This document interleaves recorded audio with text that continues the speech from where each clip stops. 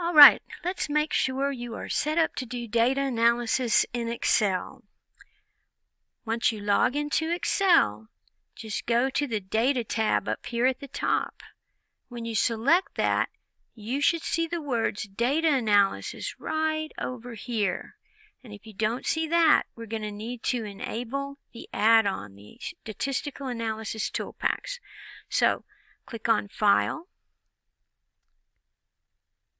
There we go. Scroll down to Options. Choose Add-ins over here. And then down at the bottom here, press Go. And then select one or both of the analysis toolpaks. Doesn't matter for our purposes. Got a little jittery arrow there.